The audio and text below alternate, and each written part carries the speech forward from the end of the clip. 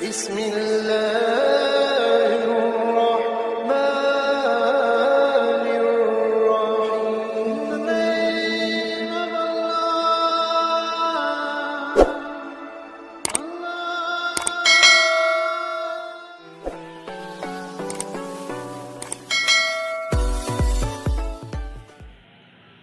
Assalamualaikum warahmatullahi wabarakatuh.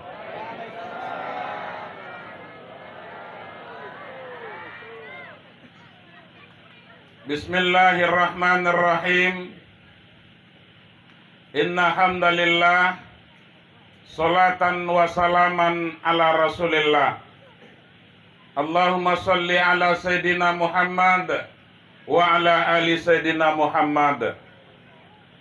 Yang sama-sama kita hormati dan yang kita banggakan, Bapak Kepala Desa Pagar Puding, yang alhamdulillah juga hadir bersama dengan kita.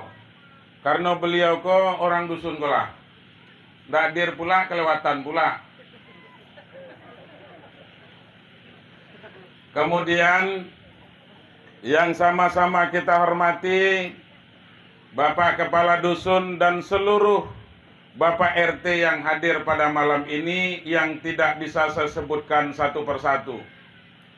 Kecik benamo, gedang begelar. Kok kecik dak disebut namo, gedang dak dipanggilkan gelarnya. Kecik sakti, gedang betua. Seluruh kitonan hadir malam ini, mudah-mudahan kita berdoa kepada Allah, kita semua mendapatkan rahmat dan hidayah dari Allah Subhanahu wa Ta'ala. Amin. Bapak Ibu sekalian, malam ini tentu patut kita bersyukur kepada Allah Subhanahu wa Ta'ala. Limpahan rahmat dan karunia-Nya, rahmat Allah itu masih tercurah kepada kita malam ini.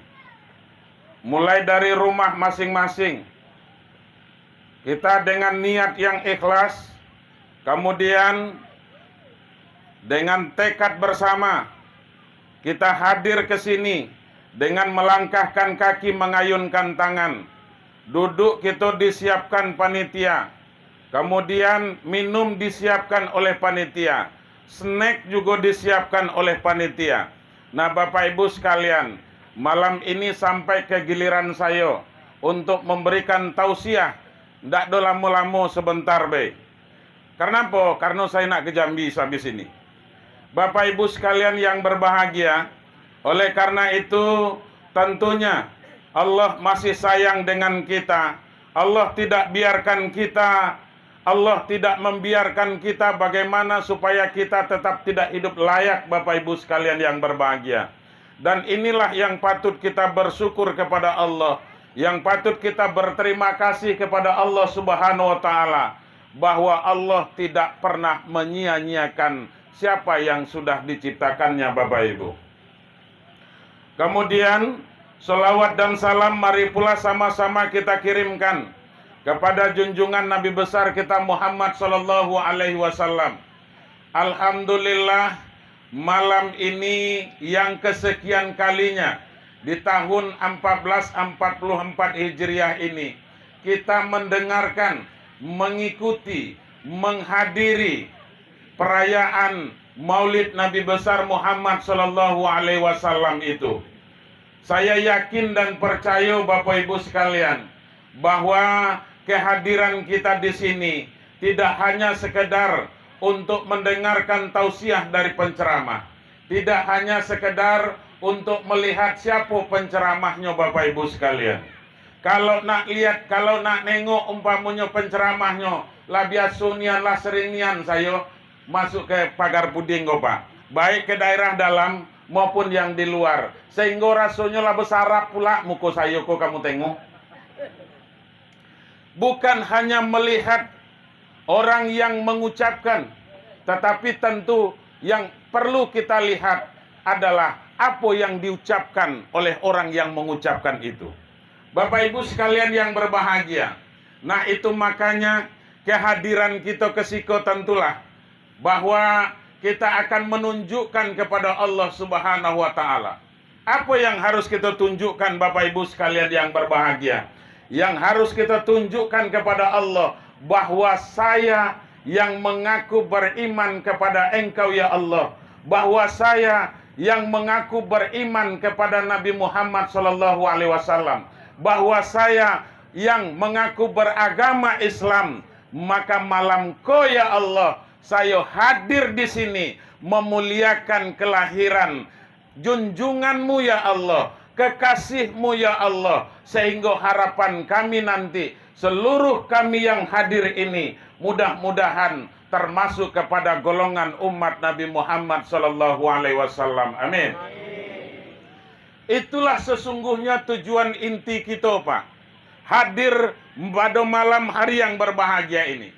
Padahal kalau dipikir-pikir barangkali, mungkin siang tadi kitalah litak di begawe, Pak.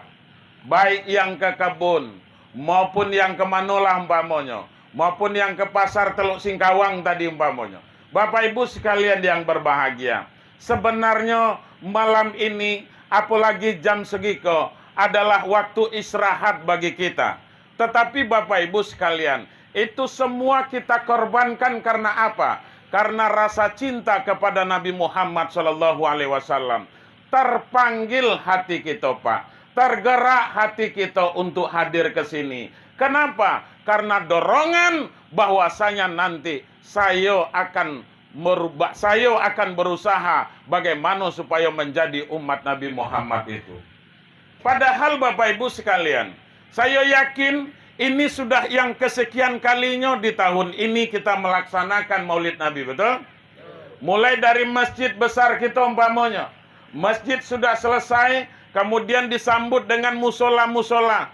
Setelah musola-musola selesai, kemudian disambut lagi dengan kelompok-kelompok pengajian. Maka malam ini yang paling besar pahalanya Bapak Ibu adalah kelompok yasinan yang melaksanakan acara ini. Nah, kenapa model itu, Ustaz? Karena mereka yang menginisiasi, mereka yang begawe, mereka yang berusaha, mereka yang bekerja, mereka yang puntang-panting Bapak Ibu sekalian. Mereka gotong royong sehingga wa ta'awanu 'alal birri wa taqwa wa la ta'awanu 'alal ismi wal udwan, kata Allah Subhanahu wa taala. Mereka saling bahu membahu, saling tolong menolong, kemudian saling bekerja sama, kompak mereka. Mereka amalkan yang diajarkan oleh baginda Rasul. Apa? Kun kal yadain wala takun kal uznain. Jadilah kamu seperti dua tangan dan jangan seperti dua telinga. Inilah yang mereka ajarkan, dan hadis ini teramat sering saya sampaikan di pagar puding ini Bapak Ibu sekalian. Kenapa malam ini masih tetap saya ulang hadis itu? Karena sesungguhnya saya ingin Bapak Ibu sekalian, bagaimana seluruh masyarakat desa pagar puding ini secara keseluruhan kita kompak, Pak. Kita bersatu. Umat Islam ini harus kompak. Umat Islam ini harus bersatu. Umat Islam ini harus moderat. Artinya kita harus moderasi Bapak Ibu sekalian. Moderasi itu saling menghormati Bapak Ibu. Saling tolong menolong. Itulah yang dikatakan moderat. Nah, bukan moderat yang dikatakan secara hukum Islam, itu tidak. Tetapi moderasi Bapak Ibu, yang asal katanya adalah moderat. Moderat itu artinya saling menghargai antara satu pendapat dengan pendapat yang lain, sehingga tidak terjadi perpecahan Bapak Ibu. Kenapa demikian? Karena sesungguhnya beda pendapat itu merupakan rahmat, kata baginda Rasul. Tetapi al-firqah merupakan azabah. Perceraian, pecah belah, itu merupakan azab bagi kita Bapak Ibu sekalian. Macam mana nanti desa kita ini mau baik kalau umpamanya kita tidak saling bersatu Bapak Ibu sekalian. Inilah yang penting kita sadari. Dan inilah sesungguhnya buah dari Maulid Nabi itu. Kenapa demikian? Kalau masalah beragama Islam, penguatan agama Islam Bapak Ibu, saya yakin dan percaya, mulai dari kita di alam kandungan mak kita, Pak, kita sudah diajarkan masalah Islam itu. Betul apa tidak, Bu? Mulai dari ibu-ibu tuh hamil, itu sudah mulai diajarkan janin yang ada di dalam kandungan dia. Dengan cara apa? Dengan cara bagaimana nanti supaya anak ini lahir dengan sempurna, lahir dengan sehat, lahir dengan beragama Islam. Bapak Ibu sekalian yang terhormat, dari alam kandungan, begitu umpamanya ibu-ibu ini, kalau mulailah terasa ngentak-ngentak tuh, itu mulai bakusuk-kusuk perut kau. Betul apa tidak? Bakusuk-kusuk tuh Pak perut kau. Nah, disitulah ibu-ibu itu akan membacakan Bapak Ibu sekalian. Karena harapannya anak yang akan lahir itu adalah anak yang soleh, anak yang paham nanti dengan agama. Sehingga anak yang mengikuti Nabi Muhammad SAW. Banyaklah ibu-ibu ini membacakan selawat Bapak Ibu. Itu bukan main. Dibacakanlah selawat sambil mengusap-ngusap perutku tadi umpamanya yang gedang model perut saya kok. Sehingga dinyanyikan oleh ibu-ibu kok. Dengan nyanyian apa? Dengan nyanyian selawat. Nah, Bapak Ibu sekalian yang berbahagia. Sehingga ketika bayi itu nanti lahir Bapak Ibu sekalian, maka disitulah pula tahu nanti apa jenis anak yang lahir ini. Apakah dia laki-laki, apakah nanti dia perempuan. Kalau laki-laki, maka seorang ayah nanti akan menggendong seorang bayi itu dan mengazankan bayi yang baru lahir itu. Dan itulah kalimat yang pertama yang kita dengar Bapak Ibu sekalian begitu kita melihat alam terkembang ini. Nah, Bapak Ibu sekalian, diazankanlah bayi itu tadi. Anak yang lahir itu diazankan. Kalau dia nanti yang lahir itu perempuan, maka diikomatkan anak perempuan itu. Artinya apa di sini Bapak Ibu sekalian yang berbahagia yang harus saya sampaikan kepada kita? Artinya begitu kita lahir ke permukaan bumi ini, maka kalimat yang pertama kita dengar adalah kalimat La ilaha illallah Muhammadur Rasulullah. Itu kalimat yang pertama yang kita dengarkan sebelum kita mendengarkan nyanyian-nyanyian dangdut umpamanya. Sebelum kita mendengarkan kalimat-kalimat yang lain, maka pertama yang kita perdengarkan kepada anak kita adalah kalimat La ilaha illallah Muhammadur Rasulullah. Kita azankan anak itu dengan suara merdu, dengan suara yang mendayu-dayu Bapak Ibu sekalian yang berbahagia. Asyhadu an la ilaha illallah. Kita azankan. Kita perdengarkan Bapak Ibu. Harapannya apa nanti? Ketika dia mendengarkan azan-azan lanjutan Bapak Ibu sekalian, maka dia nanti akan ingat kepada Allah Subhanahu. Itu. Tapi itu uang tua dulu. Uang tua kini diazankan juga. Iya. Diazankan. Diikomatkan, iya diikomatkan. Bapak Ibu sekalian yang berbahagia. Tapi nan tukang azan kan nyutunian ndak dongan ning wang azan. Itu. Kalau kami di Li itu macam itu tuh, Pak. Kalau di Siko insya Allah sama, Pak. Nah, Bapak Ibu sekalian. Makanya saya malam ini itu sangat bangga dan sangat bahagia dengan kehadiran bapak-bapak dan ibu-ibu, dengan kehadiran masyarakat ini. Saya memprediksi tadi Pak, karena apa? Karena di awal pas kami nak berangkat itu sudah mulai hujan Pak. Jadi saya sudah dicemaskan. Memang itulah kadang-kadang butuh kita kesabaran Bapak Ibu. Kenapa? Karena buah dari kesabaran itu tentu akan menghasilkan sesuatu yang manis Bapak Ibu, menghasilkan yang indah Bapak Ibu sekalian yang berbahagia. Dan saya mohon maaf lah kepada masyarakat, agak bersuuzon saya tadi. Ikut ada tidak orang tiba kok. Kan gitu kan. Karena hujan Pak. Tapi alhamdulillah sampainya saya di sini Bapak Ibu sekalian yang berbahagia. Ini sangat membanggakan. Betapa rupanya sekarang ini bahwa Islam yang berkembang itu adalah di desa Pagar Puding ini Bapak Ibu sekalian. Terbukti. Buktinya apa Pak Ustaz? Buktinya kita hadir malam ko. Walaupun berkembangnya cuma malam ko lah.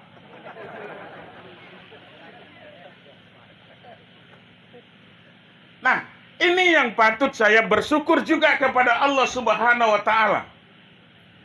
Nah, Bapak Ibu sekalian yang terhormat, kemudian baginda Rasulullah Shallallahu Alaihi Wasallam, beliau ketika akan dilahirkan itu, Bapak Ibu, saya tidak akan ceritakan lagi berapa umur Nabi Muhammad, bapaknya meninggal, kemudian tanggal berapa beliau lahir, kemudian Bapak Ibu sekalian yang berbahagia, siapa yang menyusukannya, kemudian siapa yang ada lagi. Yang penting malam ini Bapak Ibu, saya akan sampaikan kepada kita. Ketika Aminah itu akan dilahirkan, ketika Muhammad itu akan dilahirkan oleh Aminah Bapak Ibu sekalian yang berbahagia, maka siapa yang pertama datang kepada Aminah ketika itu adalah malaikat Jibril Bapak Ibu sekalian. Malaikat Jibril datang. Aminah, kau akan melahirkan. Fakuli. Ketika kau akan melahirkan Aminah, maka ucapkan fakuli, maka ucapkan Aminah, Bismillahi inni u'izzuka billah al-ahadul fardus somad. Ini kalimat yang diajarkan oleh malaikat Jibril kepada Aminah ketika akan melahirkan Nabi Muhammad Sallallahu Alaihi Wasallam. Dan iko pulolah sesungguhnya ibu-ibu, hei, tengok sih kok. Dan iko pulolah sesungguhnya doa yang paling bagus ketika ada seorang perempuan yang sedang hamil kemudian akan melahirkan. Bacakanlah doa ini Bapak Ibu sekalian yang berbahagia. Bisa diulang tuh Bu? Coba ulang kayak cepat nian ngato bisa. Bisa. Coba ulang. Bismillahi. Coba dulu ibu-ibu. Karena bapak-bapak kok tidak melahirkan masalahnya. Ibu-ibu be. Bismillahi.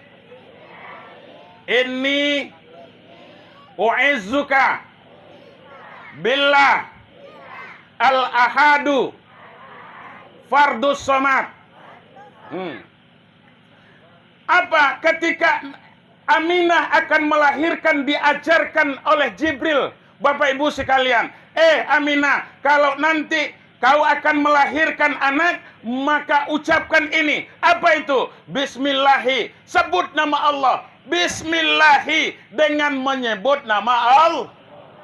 Kemudian apa doanya? Inni u'izzuka billah, sesungguhnya aku berlindung kepada Engkau ya Allah yang Maha Esa, kemudian yang menetapkan sesuatu, kemudian yang penuh dengan harapan kami, kamu akan mengabulkan apa yang akan kami minta ya Allah. Apa yang aku minta artinya diserahkan kepada Allah Subhanahu wa Ta'ala. Makanya Bapak Ibu sekalian, ibu-ibu kalau sudah menyerahkan kepada Allah, maka ketika umpamanya terjadi sesuatu hal yang tidak diinginkan, maka itulah makanya ibu-ibu ini kalau ada yang melahirkan sehingga mereka mati syahid Bapak Ibu. Itu. Pernah mendengar seorang perempuan melahirkan meninggal? Sering Pak. Sering kita mendengar itu. Karena luar biasa pengorbanannya Pak. Itu makanya kita Pak sebagai suami tidak boleh menyia-nyiakan istri. Kita tidak boleh umpamanya mensepelekan seorang perempuan. Tidak boleh kita umpamanya Seorang istri itu akan tersiksa gara-gara kita, Pak.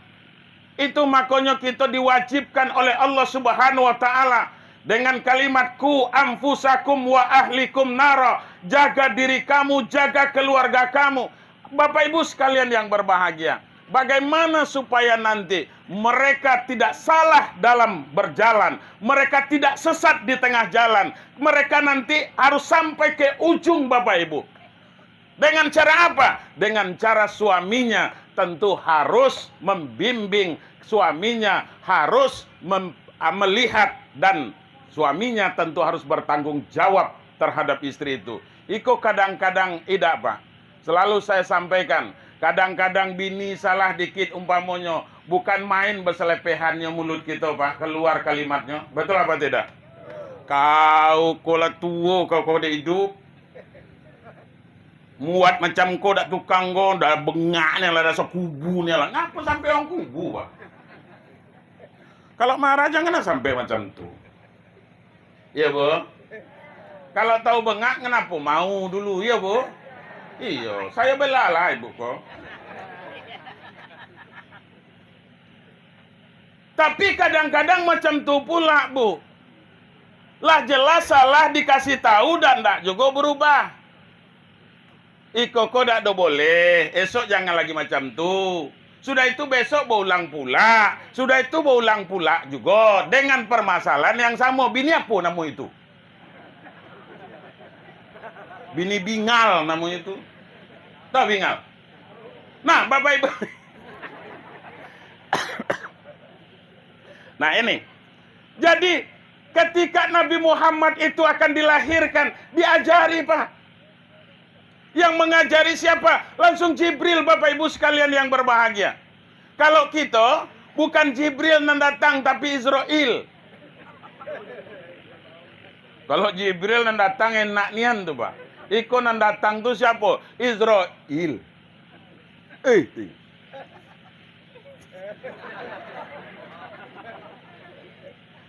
Ini, Bapak Ibu sekalian yang saya muliakan.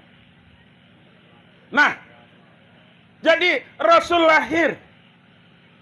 Siapa orang yang pertama bergembira dengan kelahiran Nabi Muhammad itu? Yang pertama orang yang senang, Bapak Ibu sekalian, dengan kelahiran Nabi Muhammad SAW itu adalah pamannya, Pak. Siapa pamannya? Abdul Uzza namanya, Pak. Tahu kita Abdul Uzza? Pernah nganing nama itu? Itu nama aslinya, Pak. Nama kerennya, nama viralnya Abu Lahab. Kalau Abu Lahab, saya katakan tadi Abu Lahab, teringat galau kita dalam cerita itu, betul apa tidak? Karena apa? Karena kita tahu bahwa Abu Lahab itu adalah seorang dedengkot yang selalu memusuhi Nabi Muhammad SAW, yang menginginkan Nabi Muhammad itu cilaka, Bapak Ibu sekalian. Siapa itu? Abu Lahab. Siapa lagi gerombolannya? Abu Jahal, Bapak Ibu sekalian. Kenapa dikatakan namanya Abu Lahab, Pak? Karena nama aslinya Abdul Uzza, tuh, Bang. Kenapa dipanggil Abu Lahab? Karena dia ini ganteng nian orangnya. Apa namanya tuh? Ya ganteng lah pokoknya. Karena laki-laki kan, tidak mungkin cantik lah. Jadi dia seorang yang gagah, Pak. Tampan orangnya. Wajahnya luar biasa, Bapak Ibu. Sehingga kalau dia datang, Pak, maka orang akan menamakan Abdul Lahab datang. Abdul Lahab itu lakop. Ganti dari nama yang sebenarnya Abdul Uzza. Karena kegantengannya tuh dibuatlah gelar. Kadang-kadang kita di dusun kan sering juga macam itu, Pak. Ada umpamanya namanya Abdullah. Iya kan? Dipanggil biasanya namanya Bedul. Kan sering macam itu tuh. Sering, Pak. Sehingga kadang-kadang Pak kata orang adat tuh apa katanya? Hilang namo dek gelar. Sehingga kami yang di KUA tuh kadang-kadang banyak nian datang tuh Pak Kades memperbaiki buku nikah. Karena apa? Begitu umpamonya, nyo Pak Kadus, Pak RT, kan gitu umpamonya. Atau dengan Kadus, kok anak saya kok nak nikah, kan gitu umpamonya. Anak saya kok nak nikah. Nak nikah lah po. Yo, nan Kadus kok tak tahu nama asli bapak budak kok. Nan tahu gelar tulah.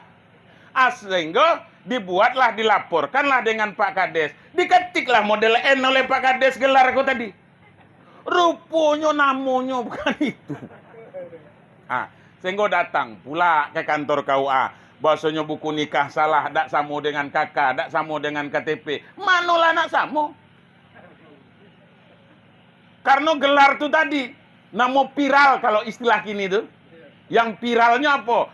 Itulah tu Bapak. Bapak Ibu sekalian, karena nyo tampan, karena nyo gagah kok tadi, maka dipanggillah nyo Abu Lahab Bapak Ibu sekalian. Makanya kalau ada yang datang ke siko gagah orangnya, itu boleh dipanggil Abu Lahab tuh Pak. Begitu.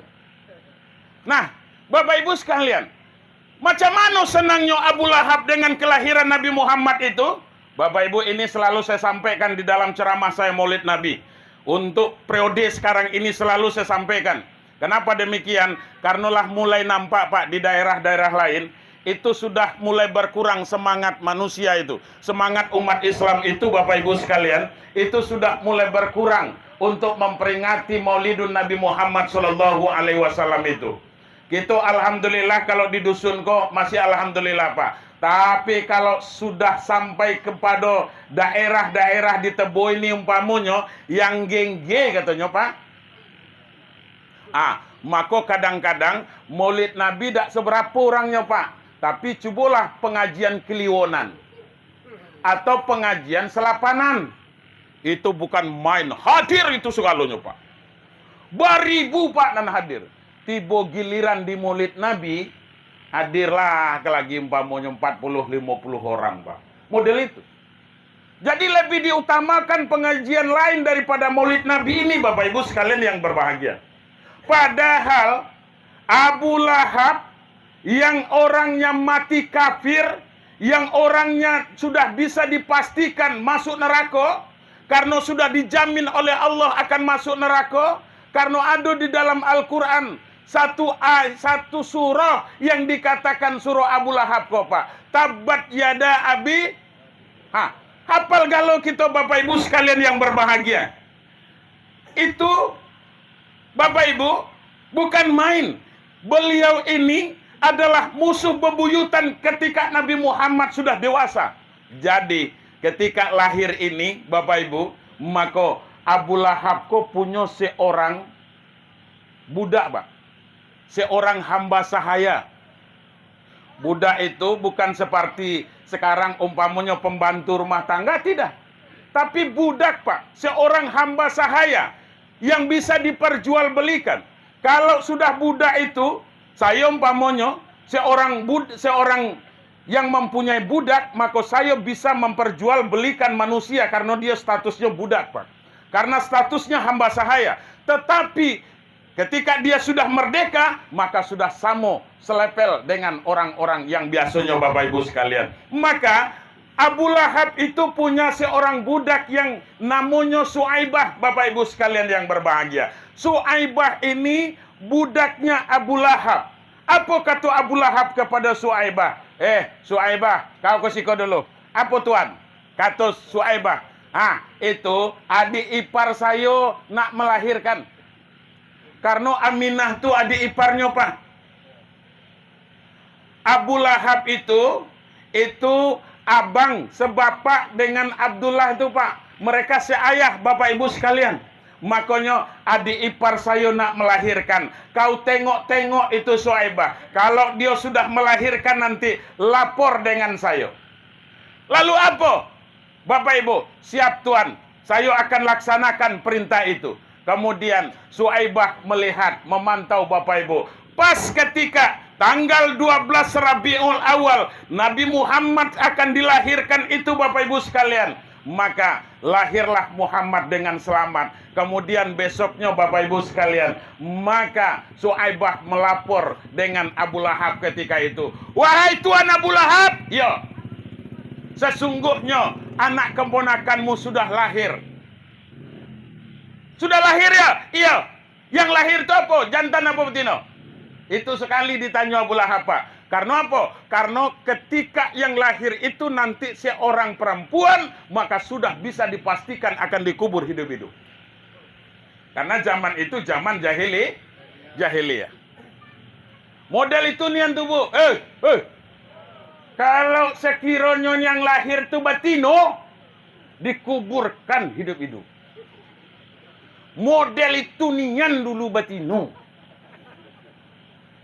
Tapi dengan rahmatan lil alamin lahirnya Nabi Muhammad SAW, maka beliau mengangkat harkat dan martabat seorang perempuan itu, Bapak Ibu sekalian yang berbahagia.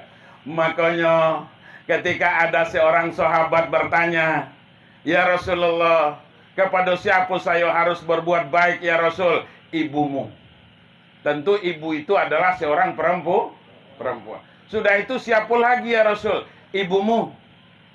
Sudah itu siapa lagi ya Rasul? Ibumu. Sudah itu siapa? Bapakmu. Artinya 3 ibu, 1 bapak. Itu tuh, Pak. Ibu. Ah, ini bapaknya seorang. Apa bang gelak? Ya, Bang. Iya macam tuh. Jadi ibu, baru bapak. 3 artinya ibu seorang bapak. Tentu bukan itu yang dimaksud oleh baginda Rasul. Artinya model itu Rasul memuliakan seorang perempuan, Bapak Ibu sekalian yang berbahagia. Makanya jagalah baik-baik kehormatan sebagai seorang wanita Islam itu, Bapak Ibu sekalian. Nah, ketika Abu Lahab mendapatkan laporan bahwa anak keponakannya kok sudah lahir, maka bukan main senang hatinya, Bapak Ibu sekalian. Sedekah yang terbesar ketika itu adalah sedekah Abu Lahab, Bapak Ibu. Itu sedekah terbesar. Kenapa? Coba ning ceritanya. Jadi, setelah mendapatkan laporan dari Suaibah, akhirnya Suaibah dipanggil oleh Abu Lahab. Suaibah, kau kosi kopi. Dipanggil, Bapak Ibu sekalian. Setelah itu, mulai saat ini kau saya merdekakan secara gratis. Tidak ada tebusan apa-apa. Artinya Bapak Ibu sekalian, Suaibah dimerdekakan oleh Abu Lahab itu secara gratis. Tidak ada tebusan 1 rupiah pun, 1 dinar pun, Bapak Ibu sekalian. Rupiah lah kalau kita di Indonesia ini kita contohkan. 1 rupiah pun tidak ada. Free, Bapak Ibu sekalian. Gratis perai pokoknya. Tidak ada menebus, tidak ada membayar 1 rupiah pun. Model ini Bapak Ibu sekalian. Maka kalau umpamanya harga untuk sekarang ini, satu contoh 25 juta Bapak Ibu sekalian, maka untuk memerdekakan seorang budak itu 2 kali harga untuk itu tadi, Pak. Artinya berapa itu? 50 juta Bapak Ibu. Maka Abu Lahab ketika itu bersedekah karena girangnya, karena senangnya dengan kelahiran Nabi Muhammad. Berapa Bapak Ibu? 50 juta. Kalau kita contohkan sekarang ini, harga unta umpamanya, ndak usahlah unta kerbau lah kita buat, karena kita kok ada unta. Kerbau kalau dagingnya daging 100, kira-kira berapa sekok segitu? 20 dapat, Pak? Sekitar 20 ya. Nah, kalau sekarang umpamanya 20 juta harga kerbau, Bapak Ibu sekalian, maka ketika memerdekakan seorang hamba, itu harganya 2 kali dari harga 1 ekor kerbau itu. 40 juta artinya, Pak. Jadi kalau ada umpamanya masyarakat Pagar Puding yang berinfak untuk maulid Nabi umpamanya sampai 40 juta, itu baru selepel dengan Abu Lahab tuh, Pak. Baru selepel dengan Abu Lahab. Apalagi kalau ngasih, ya, adonan 2.000, adonan 5.000, ya Allah. Allah Robi. Tentu jauh nian jaraknya tuh Pak. Antara Abu Lahab model tuh. Karena apa? Karena nyo senang hati Pak. Dengan kelahiran Nabi Muhammad. Kita yang ngaku umat Nabi Muhammad umpamonyo, begitu mau mulid Nabi, adi minta umpamonyo sumbangan ke tiap rumah. Berapa sumbangan itu tadi, Bang? Di Kanoan 50. Langkah gedang 50.000. Hah? Nak masuk surga gua tuh. Nah ini, Bapak Ibu sekalian. Tapi tentunya bukan Allah itu kan innallaha la yanzuru ila suwarikum wala ila ajsamikum wala ila amwalikum walakinnallaha yanzuru ila qulubikum wa a'malikum. Sesungguhnya Allah tidak memandang kepada bagaimana tampannya wajah kamu. Kemudian Allah tidak melihat berapa banyak harta kamu. Akan tetapi Allah hanya memandang bagaimana keikhlasan hati kamu. Dan amal yang kamu lakukan secara ikhlas itu. Itu yang dipandang. Jadi jangan pula kecil hati. Walaupun infaknya malamku lebih kecil dari Ustadz Sofwandi. Berapa dapatnya tadi? Hah? Aduh 500. Wah. Tidak apa-apa. Itulah rezeki. Itulah rezeki madrasah. Apa namanya madrasah? Madrasah Nurul Hidayah.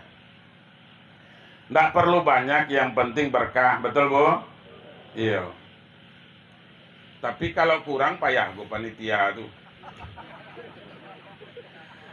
Nanti minta B dengan minta B dengan calon-calon kades tuh lagi. Iyo. Contohnya lah. Minta dengan calon berapa orang calon kades? Hah? Balimu calon kades 1 juta seorang lah 5 juta. Lah payah ya karena dipilih dah.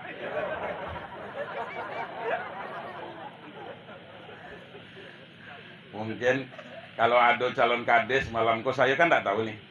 Kalau ada calon uang aja. Tapi tak pula lah. Artinya Bapak Ibu sekalian, makanya tadi kan saya bilang Pak. Tadi kemana Pak? Nah, beliau tuh karena ingin buang hajat. Nggak usah suzon gitu. Jadi Bapak Ibu, tadi kan sudah saya bilang, sudah saya sampaikan di awal. Yang akan menjadi milik kita tuh, harta kita itu secara hakikat itu kan yang kita infak dan sedekahkan Pak. Yang kita infakkan dan yang kita sedekahkan. Itu Pak. Itu pun kalau ikhlas pula itu Pak. Kalau tidak ikhlas, sisio benarnya lah. Yang ikhlas Pak. Itu yang untuk kita. Yang kita pakai jadi lapuk Pak. Yang kita makan, besok lain baunya. Tak ada mau main tak tuh. Tapi mana? Yang kita infak sedekahkan itulah umpamanya. Itulah Pak. Zakat yang kita keluarkan, kemudian infak sodakoh yang kita keluarkan ketika sudah nimbang sawit atau nimbang getah. Itulah nan punya kita Pak. Itulah yang akan membantu kita. Itulah nanti yang akan menemani kita dalam kubur tuh. Ndak ada bini dak Pak. Ndak ada pulau anak. Ndak ada pulau mobil nang dibawa ke situ. Kebun parah tuh nak dibawa ke dalam kubur tuh. Nggak kena ada. Ini Pak. Yang akan menemani kita itu ketika nanti kumpamonyo. Bu, coba langan tuh. Ketika nanti kumpamonyo, begitu kita sudah dimasukkan ke dalam kubur, kemudian baru 3 langkah, Bu, orang akan meninggalkan kita dari kubur yang ngantar kau tadi. Maka disitulah datang malaikat. Datang malaikat di situ, Bapak Ibu. Maka di situ akan muncul pula lah nanti yang akan menemani kita, Bapak Ibu, yang mirip nian dengan kita. Kalau nanti kita tidak ada takut, maka itu berarti, Bapak Ibu, ada harapan selamat dalam kubur. Tapi kalau kita takut dan ditakut-takutinya pula, basa go kita dibandapnya di malaikat tuh. Percayalah dengan saya. Ini ada 2 macamnya, Pak, nanti yang akan menemani itu. Yang pertama, amal ibadah kita, Pak. Apalagi kita sering membaca Al-Quran, maka Al-Quran juga nanti akan menemani dan akan memberikan syafi'an. Akan memberikan syafaat kepada kita di dalam kubur itu nanti, Pak. Akan menjelma seperti kita, Pak. Bapak Ibu sekalian yang berbahagia, infak dan sedekah kita itu akan menjelma nanti, Bapak Ibu sekalian yang berbahagia. Akan duduk di samping kita nanti, Pak. Model itu yang kita harapkan. Kalau kita buatlah umpamanya sekarang, kebun sawit kita buat 20 hektar, kebun parah kita buat 20 hektar, Bapak Ibu. Kita punya anak ada 7, kemudian kita mati, Bapak Ibu sekalian yang berbahagia. Apalagi mereka sampai bercekak pula umpamanya, gara-gara kebun sawit yang kita tinggalkan tadi, maka matilah kita, Pak, kena bandap, kena siksa dalam kubur itu. Tinggalkan juga lah harta bapaknya.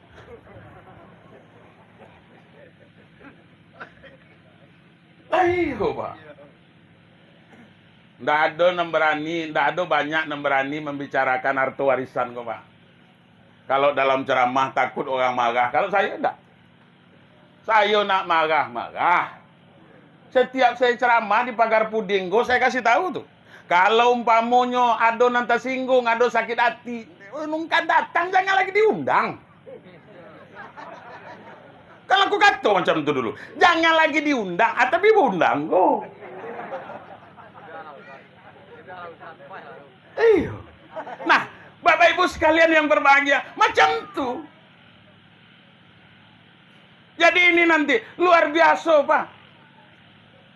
Punya kebun, makanya saya ada mak saya dengan ada adiknya seorang betino itu. Kemudian ada kebun parah orang tuanya dulu. Kemudian saya balik ke dusun tu, mak tu, jual lah tu kalau tu. Selagi hidup lah tu. Jual deh orang tua tu. Apa deh kamu gina?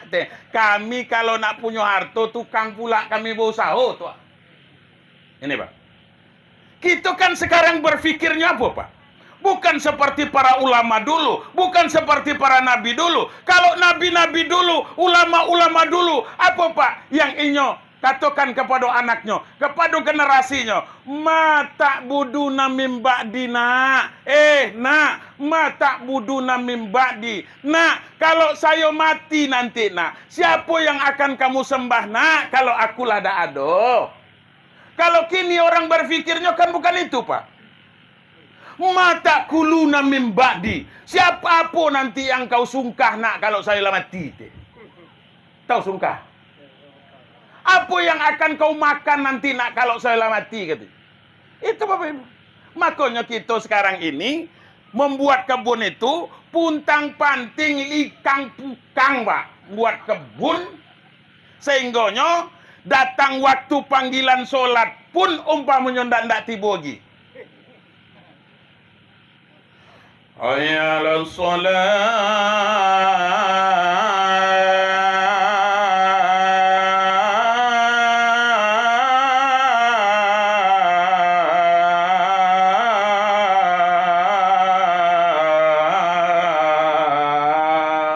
ndak gini tiba. Ndak gini. Ndak percaya? Ndak percaya? Tengok masjid tu setiap 5 waktu ada berapa orang? Bila cito itu. Paling banyak lagi 20 orang. Itulah banyak nian tuh, Pak. Tentulah di aku kau.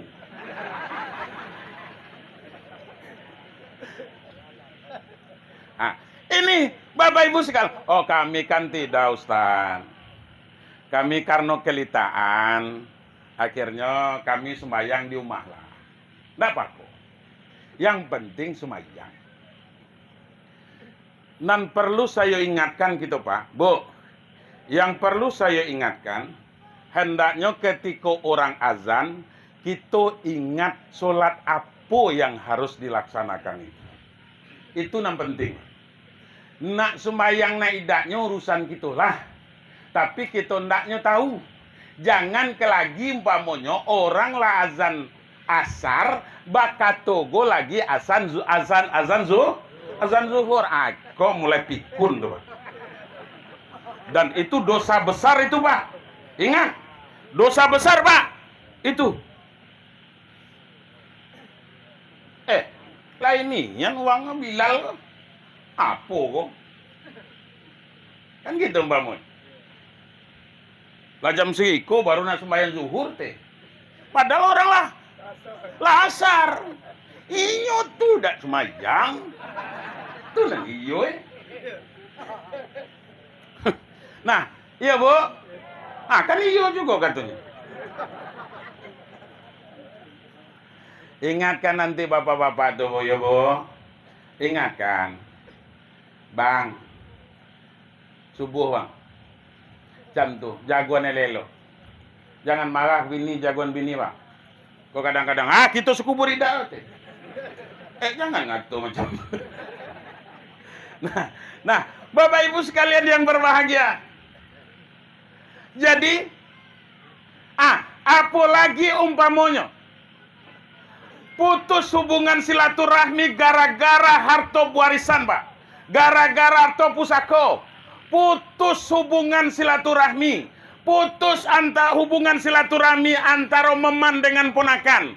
Antara adik-beradik, Bapak Ibu sekalian yang berbahagia. Siapa yang tersiksa, Bapak Ibu? Nananam duku tu nah.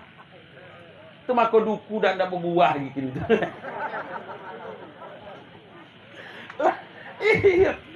Nah, Bapak Ibu sekalian yang berbahagia. Karena apa? Karena baca Pak. Maka apabila harta yang kita tinggalkan itu menjadi pecekaan bagi ahli warisnya, Bapak Ibu sekalian, maka nanti orang yang buat harta, yang tunggang tunggit likang pukang tadi, maka bedolah kena marasai kata orang Padang.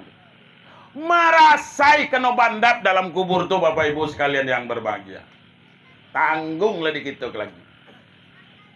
Jadi model itu. Jadi macam mana caranya, Ustaz? Kapan berhentinya nanti siksa kalau memang model itu?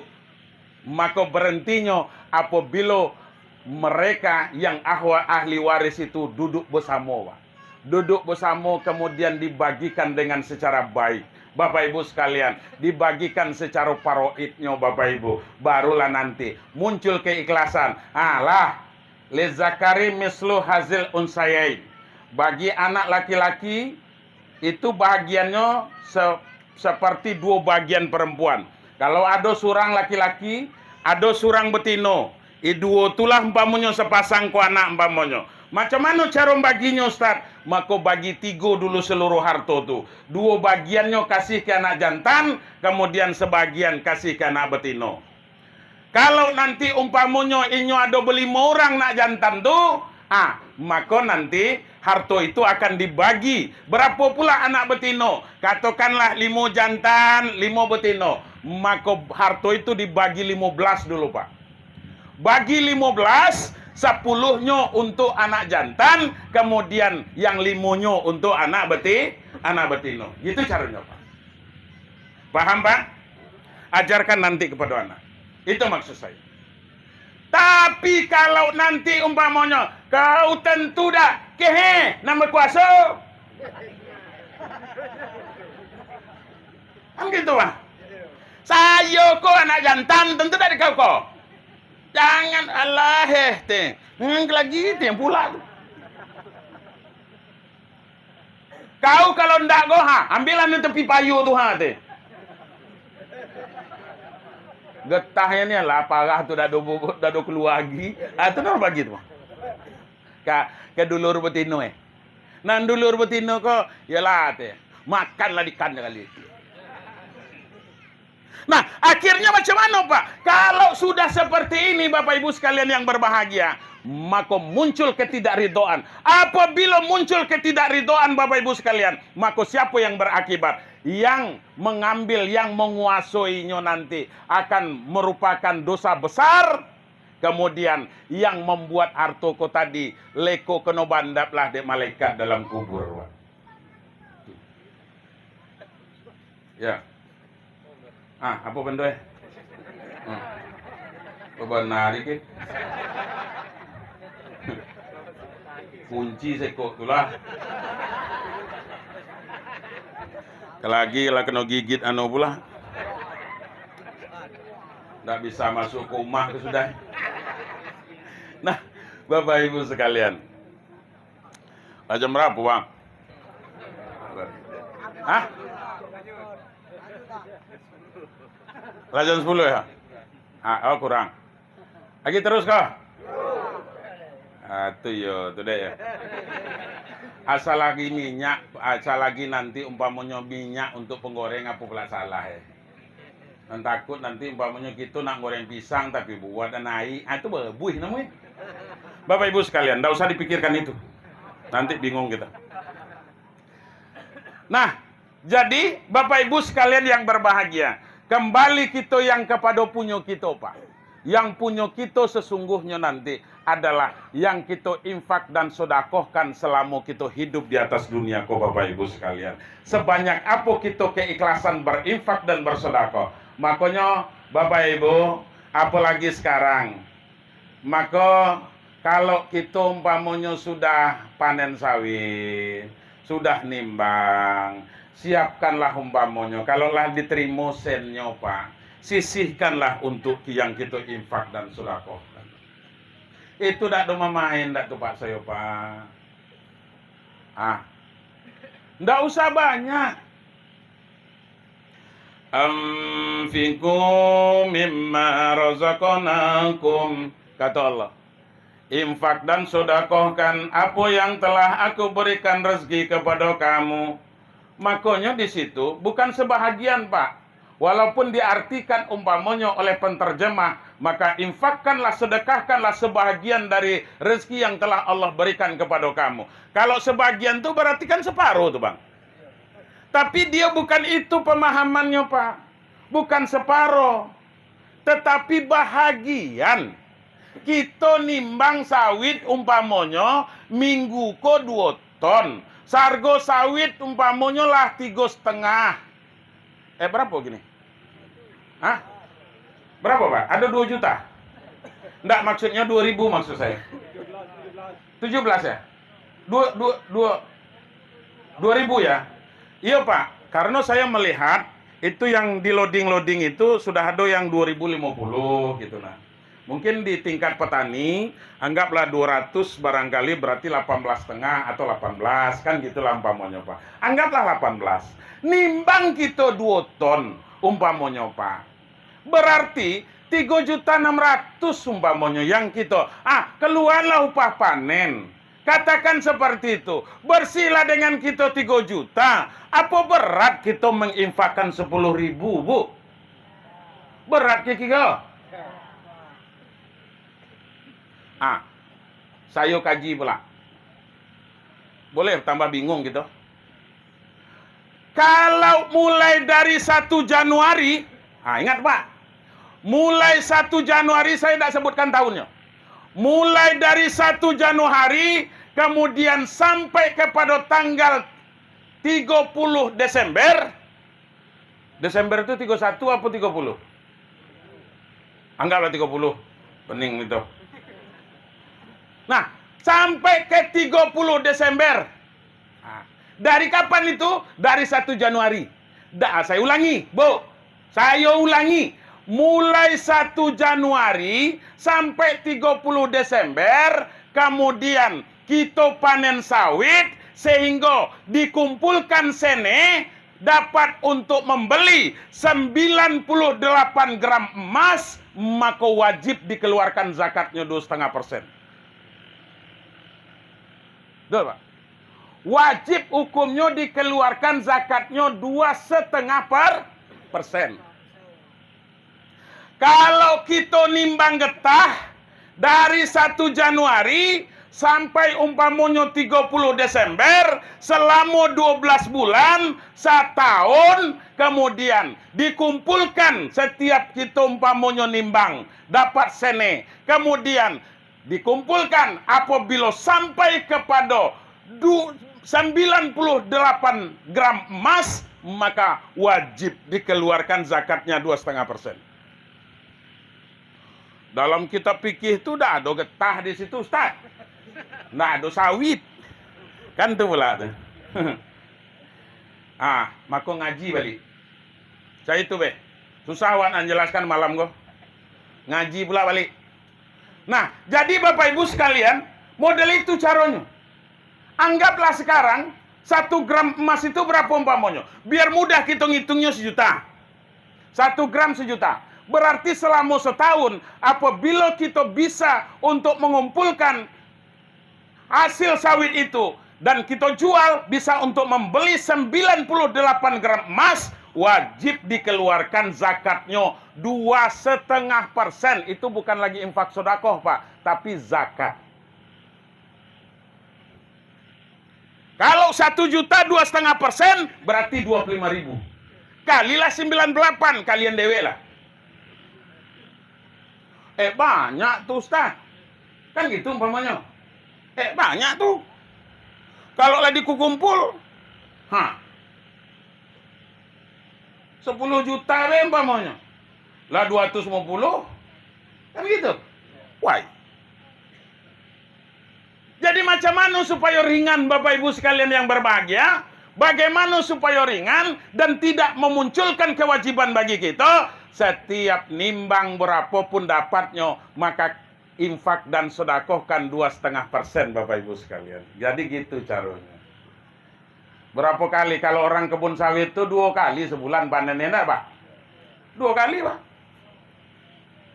Nah, Bapak Ibu sekalian, hadirin wal hadirat rahimakumullah. Nah, oleh karena itu, apabila nanti Pak kita tidak mau mengeluarkan infak dan sedekahnya, maka kita dikatakan orang yang bakhil, orang yang pelit, orang yang kikir. Apa ancaman Allah? Selalu saya sampaikan di Sikopa. Wala yahsabanna allazina yabkhaluna bima atahumullahu min fadlih huwa khairul lahum bal huwa syarrul lahum sayutawwakuna ma bakhilu bihi yaumal qiyamah. Jangan sekali-kali kamu menyangka, Pak, Bu, bahwa apa yang telah Allah berikan kepada kamu berbentuk rezeki, kemudian umpamanya kamu mempunyai sifat kikir, sifat pelit umpamanya, dan sifat pelit itulah yang terbaik menurut kamu. Bal huwa syarrul lakum, akan tetapi itulah sifat yang paling dibenci oleh Allah. Sayutawwakuna ma bakhilu bihi yaumal qiyamah. Maka nanti di hari akhirat tuh Allah akan kalungkan harta yang kita kikirkan itu nanti di hari kiamat. Dan tidak ngeluarkan zakat sawit kita, batang sawit itu nanti akan dikalungkan oleh Allah. Tanggunglah di kita.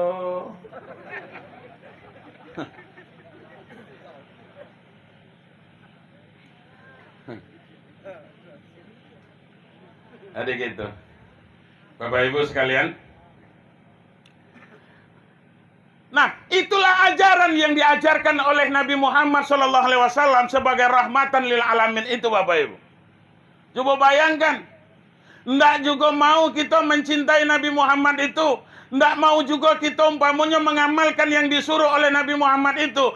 Apa yang kita dapat an malam ko Pak? Apa yang kita dapat an tadi umpamanya? Kalau dak karena Muhammad tu dak ada tu galonyo Pak.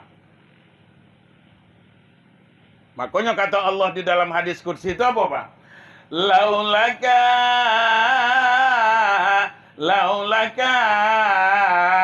Laulaka ya Muhammad ma khalaqatul alam. Kalau dak karena engkau ya Muhammad, kalau dak karena engkau ya Muhammad, kalau dak karena engkau ya Muhammad, aku tidak akan ciptakan alamku, kata Allah. Luar biasa Nabi Muhammad itu. Adam saja, orang yang pertama diciptakan oleh Allah Subhanahu wa taala, itu doanya baru diterima, Pak. Doanya baru diterima oleh Allah Subhanahu wa taala karena Adam sudah bertawasul kepada Nabi Muhammad sallallahu alaihi wasallam, Bapak Ibu sekalian. Bertawasul kepada Nabi Muhammad. Ya Allah, ampuni dosa saya ya Allah karena Muhammad ya Allah. Coba bayangkan. Sehingga Allah bertanya, Dam, itu versinya bahasa saya Pak. Biar mudah kita pemahaminya. Dam, ngapa pula kau sebut Muhammad? Di mana kau tahu Muhammad itu? Kata Allah Subhanahu wa taala. Lalu apa jawaban Nabi Adam alaihissalam, Bapak Ibu sekalian yang berbahagia? Ya Allah, saya selalu melihat namamu disandingkan, nama Muhammad itu selalu disandingkan dengan namamu ya Allah. Allah kemudian Muhammad selalu disandingkan. Tidak mungkin orang yang disandingkan dengan namamu ya Allah adalah orang yang tidak engkau cintai dan orang yang tidak engkau muliakan ya Allah. Maka oleh karena itu kata Adam alaihissalam, apa kata Adam, Bapak Ibu sekalian yang berbahagia, makanya saya meminta kepada engkau ya Allah, kabulkan doa saya karena hak Nabi Muhammad sallallahu alaihi wasallam. Jelas? Jelas? Apa yang terjadi? Ada bau yang tidak sedap? Ya. Mambu telegu? Ya. Tidak apa-apa. Karena saya juga merasakan hal yang sama. Tapi tidak ada saya nampakan. Mana kendaknya lah di situ? Ada nambah telegu? Nggak, siapa tahu kalau ada yang melihara telegu.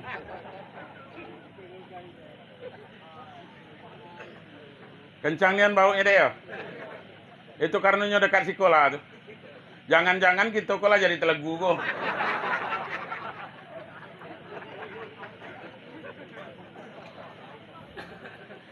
Sehingga mengeluarkan apa namanya senjata pamungkas.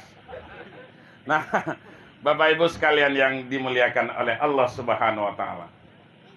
Jadi Adam saja dikabulkan doanya oleh Allah itu karena dia bertawasul kepada Nabi Muhammad sallallahu alaihi wasallam. Makanya Bapak Ibu sekalian, sebelum alam ini diciptakan oleh Allah, maka Bapak Ibu, maka nur Muhammad itu telah duluan diciptakan oleh Allah. Itu Pak. Laulaka ya Muhammad ma khalaqatul alam. Kalau tidak karena engkau ya Muhammad, maka aku tidak akan ciptakan alamku, kata Allah. Model itu nian Pak. Itulah rahmatan lil alaminnya Nabi Muhammad sallallahu alaihi wasallam. Makanya ketika Nabi dilahirkan, apakah Nabi Muhammad itu dilahirkan khusus kepada untuk umat Islam? Belum ada umat Islam ketika itu. Tetapi untuk seluruh manusia, Bapak Ibu sekalian yang berbahagia. Dan Rasul Sallallahu Alaihi Wasallam yang malam ini kita peringati kelahirannya Nabi besar Muhammad Sallallahu Alaihi Wasallam itu, beliau sangat luar biasa karena apa? Karena beliau adalah termasuk orang yang dicintai oleh Allah Subhanahu wa taala dan beliau satu-satunya orang yang nabi dan rasul yang wajib kita ketahui ada 25. Cuman sekok lah Cuma Nabi Muhammad kolah yang diberikan izin oleh Allah untuk memberikan pertolongan kepada manusia, Bapak Ibu sekalian, untuk memberikan syafaat kepada umatnya, Bapak Ibu. Nah sekarang ini, apakah kita termasuk umatnya ini? Maka Bapak Ibu sekalian, mudah-mudahan kita termasuk orang yang dirindukan oleh Nabi Muhammad SAW. Ini selalu saya sampaikan ini Bapak Ibu. Kalau tidak percaya, tengoklah di YouTube saya itu, ini selalu saya sampaikan. Oh punya channel YouTube juga Pak Ustadz? Punya. Apa channelnya? SYAF, Syaf, spasi Wandi. Kemudian Syaf Wandi. Tengok nanti, di situ banyak video-videonya. Tapi jangan lupa subscribe, comment, like, and share.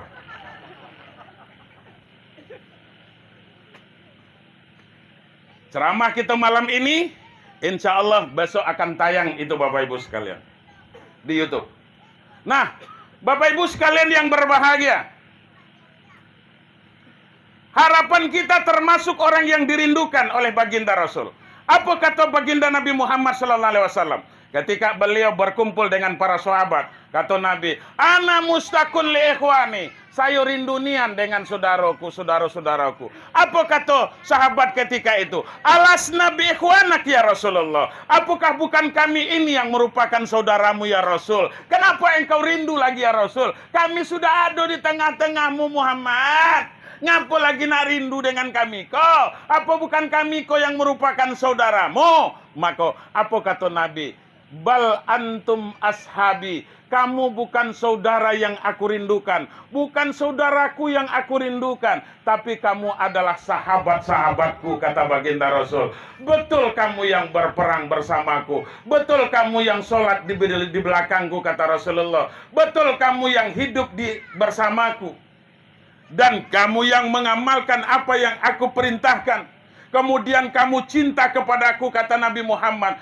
Bal antum ashabi. Kamu itu adalah sahabat-sahabatku. Lalu siapa ya Rasulullah yang engkau rindukan itu? Yang aku rindukan itu adalah orang yang tidak pernah mendengar, orang yang tidak pernah mendengar suara yang keluar dari mulutku, orang yang tidak pernah melihat wajahku, orang yang tidak pernah berperang bersamaku, kemudian orang yang tidak pernah sholat di belakangku berjamaah, kata baginda Rasul. Akan tetapi walakinnahum yu'minuna bi, akan tetapi mereka tetap beriman kepadaku, kata Nabi Muhammad SAW. Siapa mereka? Adalah orang yang hidup di zaman mutaakhirin. Kita ko Bapak Ibu sekalian, dan inilah termasuk warga pagar puding ini galonyo. Mudah-mudahan dirindukan oleh Nabi Muhammad SAW. Amin. Apa kok macam itu Pak Ustadz? Pernah kita nengok Nabi Muhammad tuh? Di belakang. Pernah nengok Nabi Muhammad? Pernah nengok muka Pernah nengok berdiri sholat di belakang Nabi Muhammad? Tidak. Tidak pernah kita Pak. Kita tidak pernah melihat Nabi Muhammad, tidak pernah melihat wajahnya, tidak hidup di zaman Nabi Muhammad, tidak pernah berperang dengan Nabi, kemudian tidak pernah sholat bersama Rasulullah. Tetapi hari ini, walakinnahum yu'minuna bi, kata baginda Rasul, akan tetapi mereka beriman kepadaku dan mereka cinta kepadaku, kata baginda Rasulullah SAW. Inilah yang kita buktikan hari ini, yang merupakan syahadah, yang merupakan kesaksian kita kepada Allah bahwa kita adalah orang yang termasuk cinta kepada Nabi Muhammad. Dan mudah-mudahan kita termasuk kepada golongan orang yang dirindukan Nabi Muhammad SAW. Makanya kalau ada nanti kumpamonya, minggu malam Senin nanti umpamanya bakal ada lagi maulid Nabi, hadir Pak. Nggak usah sungkan-sungkan, nggak usah malu-malu, nggak usah keberatan. Nyumbang katanya, sumbang Pak. Bu, nyumbang. Itu udah kita. Nggak ada sen pamonyo cincin. Saya kata tadi. Nggak ada cincin pamonyo kalung. Nggak ada kalung gelang jadi kau. Anting-anting boleh kau. Kasihkan baik Bapak Ibu sekalian yang berbahagia. Karena apa? Oh, mati Bu umpamonyo ada punya gelang. Ya Bu? Punya gelang pamonyo 4 mayam. Punya kalung yang di leher kau punya kalung ya? Punya kalung umpamanya 2 mayam, punya cincin semayam, kemudian punya anting-anting semayam, kemudian ibu mati. Apa bawa ke dalam kubur tuh? Pacul dek kawan, tentu tak kita. Apalagi laki lagi muda. Teh. Teh. Buka lah kalung itu pi teh. Siko ayah simpan teh. Dalam hati sedang elok lagi. Ini pura nangis. Masuklahnya ke dalam kubur tuh. Ini pula bazankan. Waktu ngazankan tuh umpamanya nangis lah. Allah. Pak, ngapunya nangis? Karena azan tuh nih anda tukang. Itu nih ya. Nah, akhirnya apa? Akhirnya mulailah tanah dari atas tuh umpamanya orang menurunkan tanah ke dalam kubur. Nimbun ibu-ibu umpamanya, kata bapak teh. Dalam hati tinggallah kau si kopi deh. Nan sakubur saya dengan kau dak kando cito Jangankan bapak-bapak kau, saya ini anda ndak kau. Ustaz kalau mesti bininya macam biarnya masuk deh dewe dalam kubur tuh. Apa pula wana ikut? Nak sekubur pula kita bang. Nak kan ada cito. Iya tuh bang. Biarnya dewe tanggunglah dinyo. Walaupun umpamanya, makanya jangan percaya amat dengan bapak lo. Main, pokoknya Pak Ustadz, inyo kolah nanti baik di saya Pak Ustadz. Nggak ada nanelok kecuali inyo kolah. Inyo kolah saya Pak Ustadz, sayang yang saya dengannya. Pokoknya kamilah berjanji Pak Ustadz hidup semati, bohong. Adalah situ ini. Bohong. Nggak akan ada. Mati umpamanya bini yo. Haram kalau ndaknya masuk ke dalam kubur. Nak baring pula di kubur tuh umpamanya ngawanan bini. Banyak tino lain. Lagi. Nah, ini Bapak Ibu sekalian yang berbahagia. Jangan ada yang coba. Kita jantan gola, kita nian lampa maunya mati macam tu gola tu pak. Ndak kan mau ibu tu. Ndak ibu masuk ke kubur tu. Paling inyo nengok dari atas tu pak. Mauncalkan tanah sekepal pun ndak tu pak. Ya bu. Apalah nih bawanya air. Air dalam ceret apa namanya? Air di bawahnya.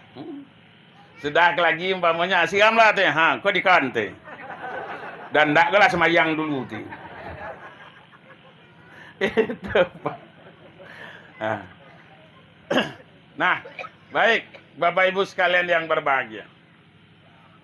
Nah, kalau sudah seperti itu, Bapak Ibu sekalian yang berbahagia, maka apa lagi yang harus kita dapatkan nanti? Apa yang akan kita dapatkan Bapak Ibu? Yang akan kita dapatkan, yang menemani kita itulah seperti yang saya katakan tadi. Apa yang telah kita belanjakan? Apa yang telah kita infakkan? Apa yang telah kita sedekahkan? Pak, Bu, coba nih ngelele. Ikut terakhir nih. Ikut anak sudah nih. Coba nih ngelele. Ibu, sumayang kita belum tentu diterima Tuhan. Ya bu. Puasa kita belum tentu diterima Pak. Naik haji kita, mohon maaf saya umpamanya naik haji kita belum tentu haji yang mabrur. Bapak Ibu sekalian, maka apa lagi yang nak diharapkan? Nan yang nak diharapkan kok itulah infak dan sodakoh kita tadi Pak. Itulah amal cerdas namanya Pak. Beramal pintar. Apa sebab maka saya kata beramal cerdas Pak? Kita kasih 5.000, kita infakkan ke masjid umpamanya. Kemudian oleh petugas masjid Setelah kita infakkan, dibangunkan ke masjid, Pak. Dibelikan semen sekilo, dibelikan umpamanya pasir segenggam, lengket di masjid itu, Pak. Setiap yang ada orang yang sembahyang, orang yang beramal di situ, maka pahalanya tetap akan mengalir kepada kita, Bapak Ibu. Itulah yang kita harapkan. Kalau semayang, kalau puasa, kalau haji, kalau zakat, itu sekedar pembayar utang. Tentu dari kita. Pembayar utang karena apa? Karena kewajiban. Itu, Pak. Semayang kita umpamanya maghrib tadi, isya tadi semayang kita umpamanya lunas utang. Kalau diterima. Itu kalau diterima tuh. Besok subuh kita jaga umpamanya semayang pula kita lunas utang. Belum ada yang dapat tuh. Tapi berinfak kita umpamanya, Bapak Ibu, maka itulah nanti yang akan menjadi hak milik kita yang sesungguhnya, Bapak Ibu sekalian yang berbahagia.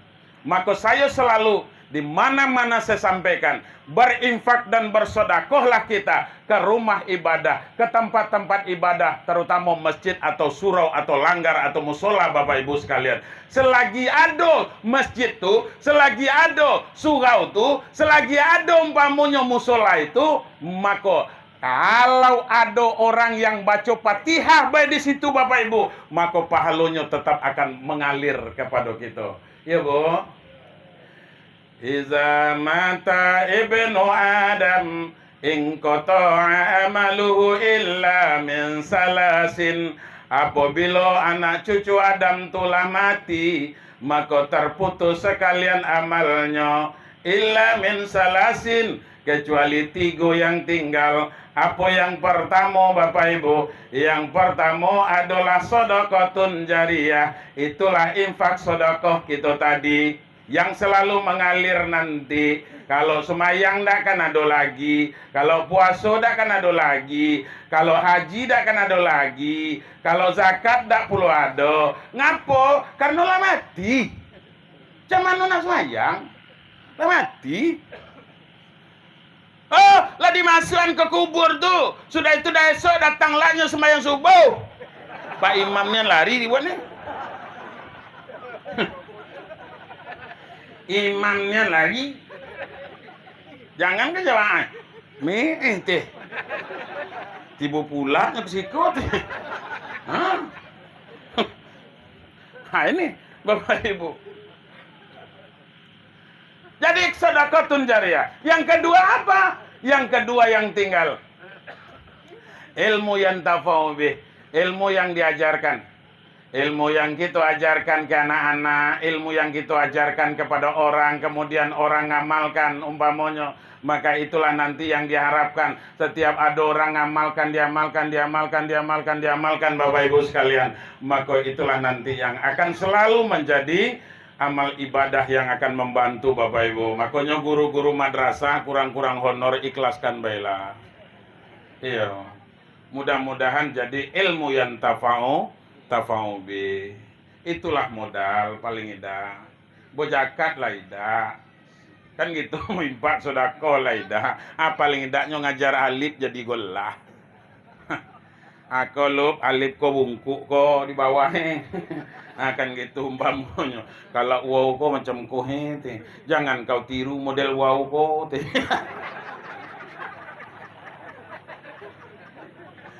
Lulus bela bentuk alif teh. Nah ini Bapak Ibu sekalian yang berbahagia. Jadi itu Bapak Ibu. Makanya kita ilmu itu yang diajarkan, itulah Bapak Ibu sekalian. Ngapo kok macam itu Pak Ustaz? Ngapo jangan ngamalkan model wow? Wow tu dak ada naluwuh ugang itu. Naluwuh itu. Mempebengai ugang. Kapalo bentuk pa, tapi nya berbuntut. Nah gitu. Nah, Bapak Ibu luar biasa pengajian kita. Nah, Kemudian yang ketiga apa? Yang ketiga, wa waladun solihah yad'ulah. Punya anak yang soleh gitu Pak, yang nanti mengangkat tangan setiap 5 kali sehari semalam. Kalau kini umpamanya anak kita lah di mano-mano tempat lah sukses galo. Sehingganya setiap bulan ngirim sendengan kita. Nan di Jambi ngirim 500, nan di Padang ngirim 1 juta. Kemudian nan di Bengkulu ngirim 700. Kemudian umpamanya yang di Jakarta ngirim 2 juta. Cukup untuk kita. Tapi nanti kalau kita lah mati, apa guna sen dikirim tuh? Apa yang kita butuhkan lagi nanti? Yang kita butuhkan ketika nanti umpamanya Assalamualaikum warahmatullah, Assalamualaikum warahmatullah. Kemudian dia menengadahkan tangan berdoa kepada Allah. Ya Allah, ampuni dosa saya ya Allah. Ampuni kesalahan saya ya Allah. Ampuni dosa kedua orang tua saya ya Allah. Ampuni kesalahan kedua orang tua saya ya Allah. Lapangkan kuburnya ya Allah. Ringankan siksanya di kubur ya Allah. Terangkan kuburnya ya Allah. Itu lagi Bu nan dibutuhan. Ya Bu? Iya Pak? Kalau lah iya, wallahu muwaffiq ila aqwamit thoriq. Lebih kurang mohon maaf. Wassalamualaikum warahmatullahi wabarakatuh. Nah, langsung doa lah.